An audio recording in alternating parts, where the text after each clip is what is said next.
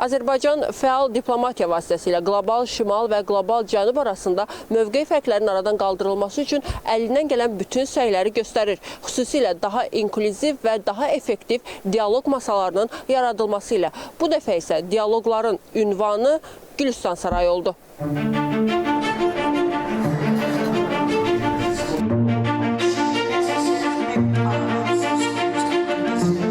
Latın Amerikası, Afrika, Asiya, Sakit Okean hövzəsini əhatə edən 100-dən çox QHT nümayəndəsinin bir araya gəldiyi Bakı görüşü mühüm məqamlarla yadda qaldı. Vacib fikirlər və mesajlar səsləndi. Mühüm sənədlər və qərarlar qəbul edildi. Regionlar və sivilizasiyalar arasında əhəmiyyətli rola sahib olan Azərbaycan bugün dialoq, sülh və dayanıqlı inkişafın təşviqinə töhfə verir. Global South plays an important role at the global stage. Qlobal Cənub dünya arenasında mühüm rol oynayır. Azərbaycan coğrafi, tarixi, mədəni cəhətdən və həmçinin tali etibarı ilə Qlobal Cənubun bir hissəsidir. Qlobal Cənub ölkələri tarixin müxtəlif dövrlərində çox əziyyət çəkiblər. Bu bəşəriyyətin üzündə bir yaradır, lakin təəssüf edirik ki, bu təcrübə qlobal müstəvidə yeni forma və təzahürlər alaraq davam etməkdədir. Azərbaycan 2019-cu ildən 2022-ci ilədək qoşulmama hərəkatına sədrlik edərkən neomüstəmləkəçiliyə qarşı mübarizəni əsas prioritetlərindən biri kimi müəyyən edib.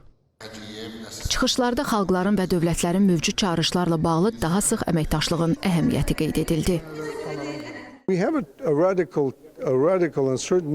Biz radikal qeyri-mühənnif dövründə yaşayırıq. Bugün xalqlarımızın və ölkələrimizin üzləşdiyi çoxsaylı problemlərə qarşı mübarizə aparmaq üçün əvvəlkindən daha sıx birləşməyimiz tələb olunur. Bizim gərgin əməklə qurduğumuz və beynəlxalq qaydalara əsaslanan nizam son vaxtlar bir çox hallarda güc və ya təhdidlə əvəzlənir. Beynəlxalq qaydalara əsaslanan nizam heç vaxt mükəmməl olmayıb. Lakin o, sülhü, rifahı və insan haqlarını qorumaq üçün inandığımız prinsiplər üzərində qurulmuşdu.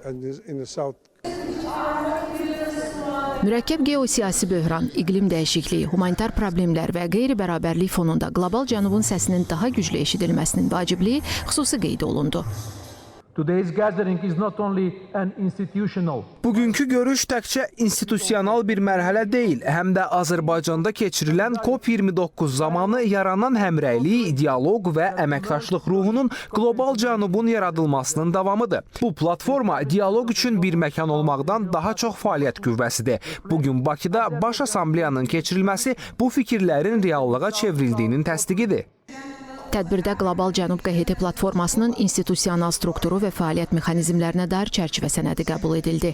Səsvermənin nəticəsinə əsasən Azərbaycandan Fuad Kərimli Qlobal Cənub QHT platformasının baş katibi seçildi.